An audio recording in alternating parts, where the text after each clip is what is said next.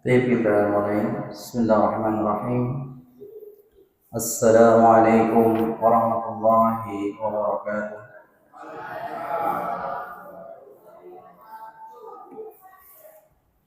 Alhamdulillah rabbil alamin.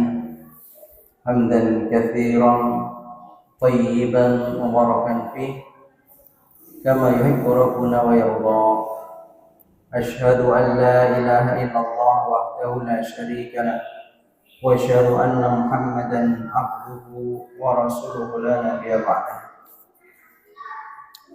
يا أيها الذين آمنوا اتقوا الله حق تقاته ولا تموتن إلا وأنتم مسلمون يا أيها الناس اتقوا ربكم الذي خلقكم من نفس واحدة وخلق منها زوجها وبث منهما رجالا كثيرا ونساء واتقوا الله الذي تساءلون به والأرحام إن الله كان عليكم رقيبا يا أيها الذين آمنوا اتقوا الله وقولوا قولا سديدا يصلح لكم أعمالكم ويغفر لكم ذنوبكم ومن يطع الله ورسوله فقد فاز فوزا عظيما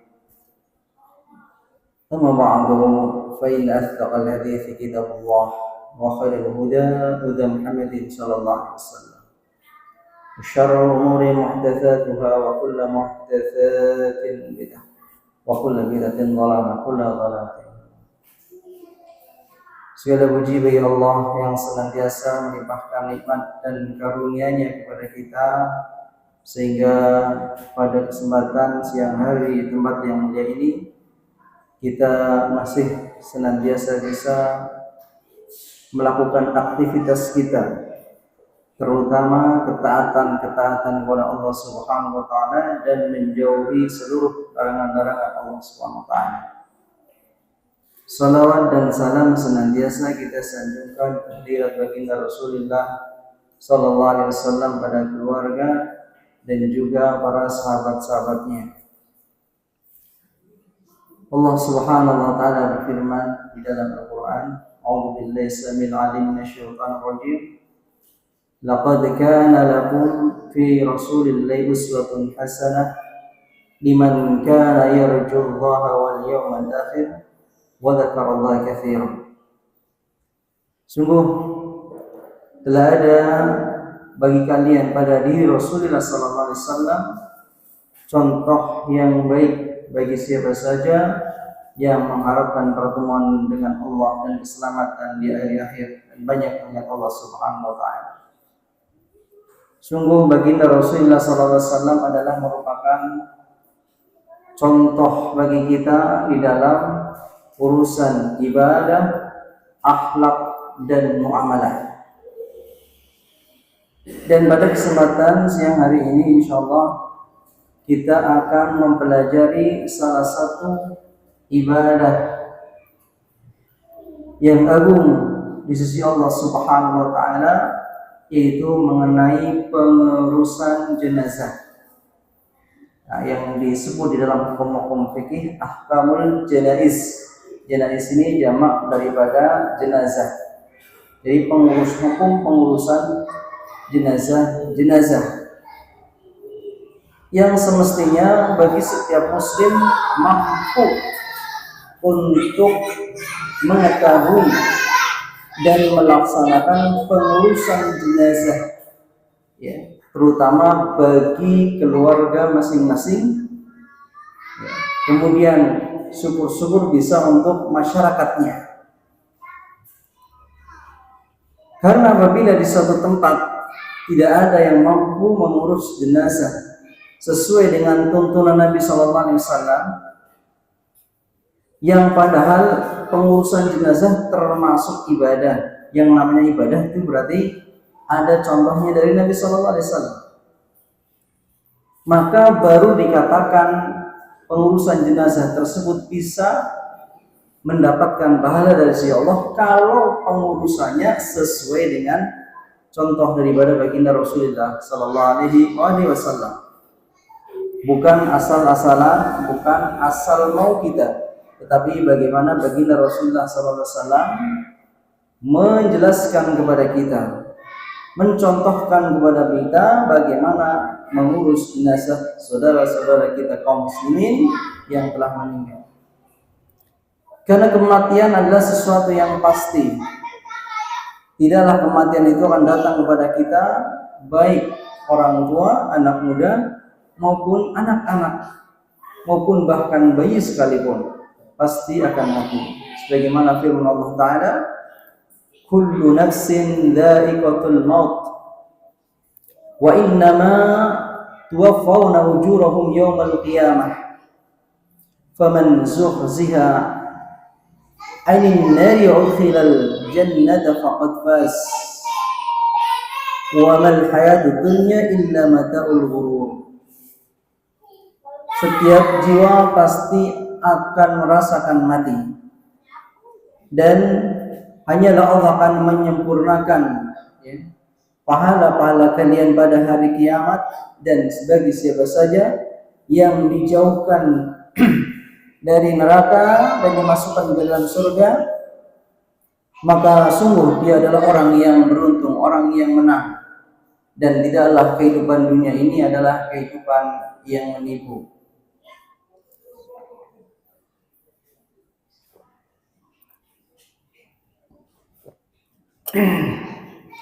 Jadi jelas bahwasanya kematian adalah suatu keniscayaan yang pasti akan menghampiri kita, dan siap tidak siap kita akan menemuinya.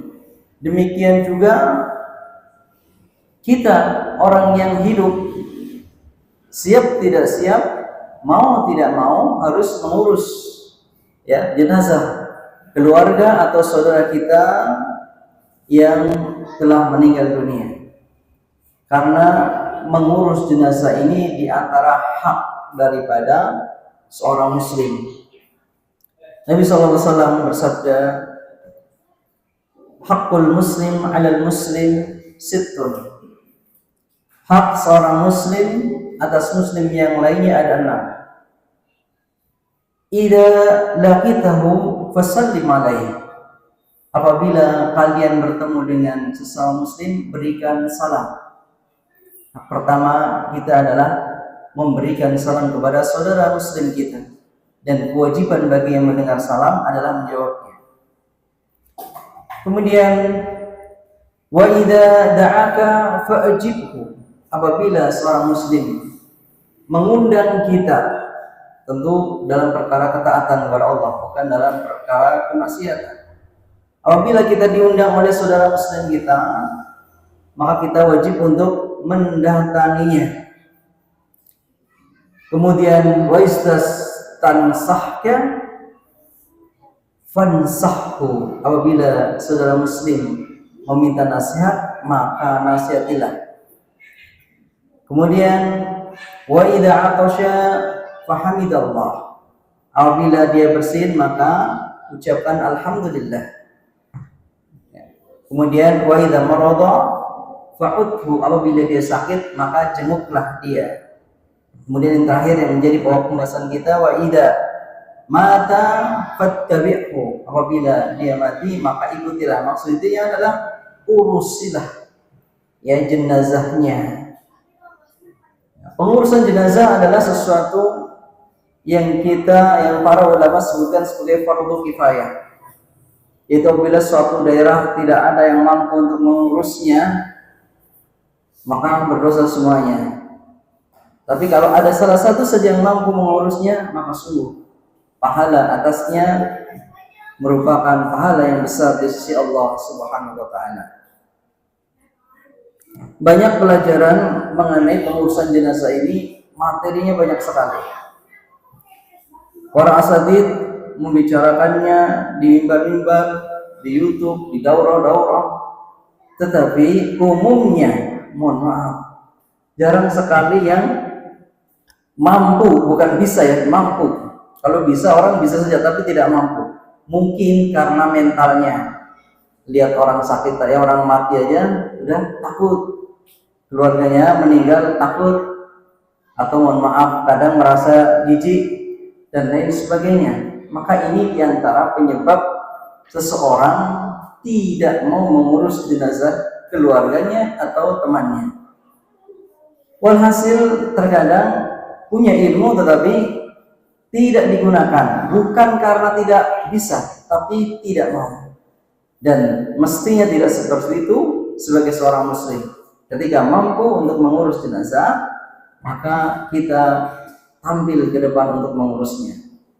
Dan mudah-mudahan pembelajaran hari ini bukan hanya sekedar ingin tahu saja, tetapi benar-benar ya, karena ingin bisa dan mau melaksanakan apa-apa yang menjadi kewajiban kita seorang muslim, yaitu mengurus jenazah saudara keluarga kita yang telah meninggal dunia. Dan minta kepada Allah Subhanahu wa taala keikhlasan dalam setiap apa yang kita kerjakan hari ini, dan mudah-mudahan Allah Subhanahu wa taala memberikan kekuatan kepada kita untuk mengingat, menghafal dan mengamalkan ilmu yang akan kita pelajari. Waktu kita berapa? Sampai asar ya? Sampai asar. Sekarang udah jam setengah 2, jam 3 asarnya. Berarti 1 jam setengah ya. Berarti materinya sedikit saja, karena yang penting itu praktek Pak. Yang penting prakteknya. Kalau materi mah gampang, orang ngomong saja bisa.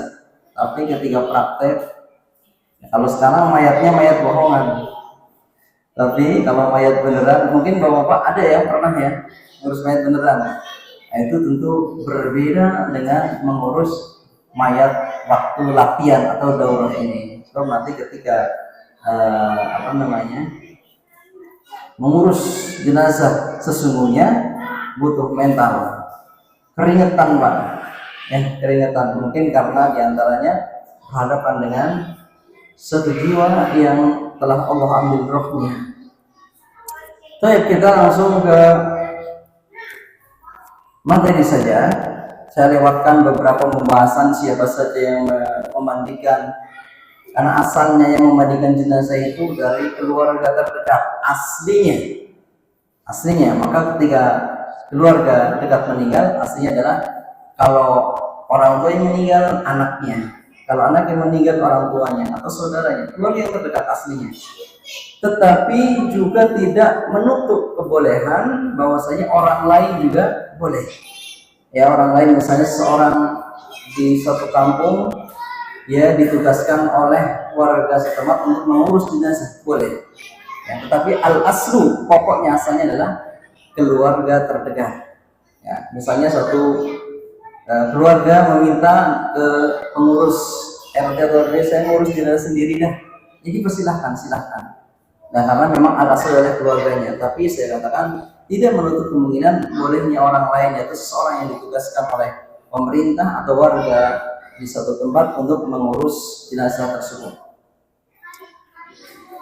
Adapun karena kita waktunya sedikit, saya langsung ke materi pembahasan, yaitu mengenai apa-apa saja yang dipersiapkan ketika akan mengurus jenazah. Pertama tentunya yang paling utama tentunya kain kafan. Kain kafan ini dipersiapkan biasanya kalau paket beli di online variatif. Ada yang 400.000, ada yang 650, ada yang lebih.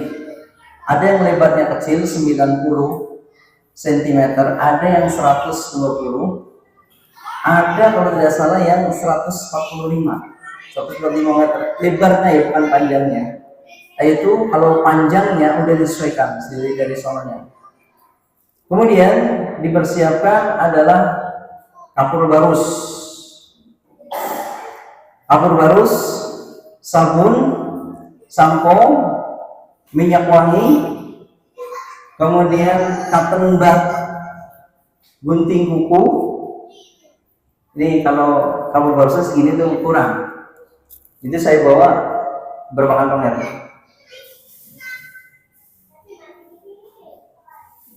Ya, 3 ya. Sebenarnya kurang, tapi ya kita cukup ya. Nanti boleh sebanyak-banyaknya. Jadi kapur barus, sabun, sampo, cotton bud.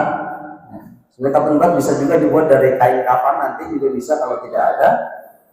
Tadi kemudian gunting kuku. Ini juga tambahan-tambahan saja. Kemudian kalau ada daun bidara, kalau ada ya. Kalau tidak ada, tidak masalah. Kemudian tentunya dipersiapkan juga air. Bisa menggunakan bak, ya. Bak seperti penampung air secukupnya, tergantung ya. Bisa 3, kalau 2 takutnya kurang. Ya. Bisa 3 atau 4. Nah, bisa 3 atau 4, tergantung baknya ukurannya ya. Kalau bak yang gede yang buat ikan itu ya, kalau nggak salah 1 aja cukup ya. Kalau yang gede banget tuh ya, kalau yang hijau gede buat tempat ikan itu kan gede, itu bisa cukup. Kemudian bisa juga menggunakan keran dengan selang ya, dengan selang ya, dengan selang. Kemudian siapa-siapa yang memandikan ya, utamanya adalah kembali lagi pada keluarganya, anak atau saudara atau orang tuanya. Tentu laki-laki dengan laki-laki, perempuan-perempuan. Jadi kalau anak laki-laki tidak boleh memandikan ibunya, anak laki-laki tidak boleh memandikan ibunya, anak perempuan tidak boleh memandikan ayahnya. Ya, ayahnya tidak boleh memandikan anak perempuannya yang telah balik, ya. Tapi kalau masih kecil boleh orang tuanya. Kalau anak-anak boleh nggak memandikan ibunya yang belum balik? Boleh nggak Pak? Pertanyaannya enggak. Pertanyaan nggak relevan. Mana ada anak-anak memandikan ibunya yang belum balik? Namanya ibu-ibu pasti sudah balik. Jadi pertanyaan yang nggak perlu dijawab Pak ya, biar nggak tegang ayat 3 Bapak. Ya, jadi setelah perlengkapan semuanya, ya semuanya lengkap. Tadi kain kafan sudah, kapur baru sudah, minyak wangi sudah, ya, kemudian sisir sudah, sampo sudah, ya, gunting kuku. Ini gunting sama gunting kuku ini keperluannya pada perkara-perkara yang terkadang namanya juga kadang mendesak. Misalnya kuku si mayat terlalu panjang, ya dipotong, nggak masalah. Kukunya mayat dipotong. Ada mengatakan, lalu kukunya gimana? Apakah dikumpulkan di plastik kemudian nanti dikubur? Boleh. Dibuang saja? Boleh. Maksudnya kukunya nih ya, kukunya dibersihkan dulu. Misalkan ada yang panjang kadangnya orang, potong saja. Boleh dikumpulkan, dimasukkan di kubur boleh. Dibuang saja juga boleh, nggak usah. Jangan takut misalnya nanti nyari-nyari kukunya. Nah ada ceritanya Pak, yaitu hanya di sinetron aja Pak. Ya, nyari-nyari kukunya atau nyari-nyari apa, atau misalnya kumisnya terlalu panjang, ya juga boleh dipotong, boleh juga tidak, boleh dipotong, boleh juga tidak. Kalau dikatakan boleh dipotong, boleh tidak, berarti nggak harus Pak ya. Dikira misalnya mengganggu membersihkan mulutnya, maka dipotong. Kemudian diantaranya adalah perkara-perkara jenazah, si jenazah. Bagaimana nanti, apakah kalau perempuan dalam keadaan mengandung atau tidak? ya, dalam keadaan mengandung atau tidak. Kalau dalam keadaan mengandung, kalau bayinya usianya di bawah 4 bulan, dikubur saja nggak masalah. Kalau usianya di atas 4 bulan, ya di atas 4 bulan misalnya sudah 7 atau 8 bulan, bayinya masih hidup, dikeluarkan. Kalau masih hidup, kalau maunya bayinya sudah mati, ada dua pendapat ulama. Ada yang mengatakan dikeluarkan dulu, nanti dikubur masing-masing walaupun satu liang ya. Ada yang mengatakan dikubur saja langsung, dan kami lebih memilih dikubur saja langsung kalau sudah mati semuanya antara si ibu dan si janin. Dan ini diantara beberapa poin di dalam pengurusan jenazah. Karena saya pribadi lebih mengutamakan praktek, maka sebaiknya kita langsung praktek saja. Karena kalau materi disampaikan mungkin masih agak bingung. Kita mendingan langsung praktek. Sudah siap? Sudah. Mayatnya siapin dulu mayatnya. Siapa nih? Herman, ente. Nah, yang kecil aja tuh, yang ini.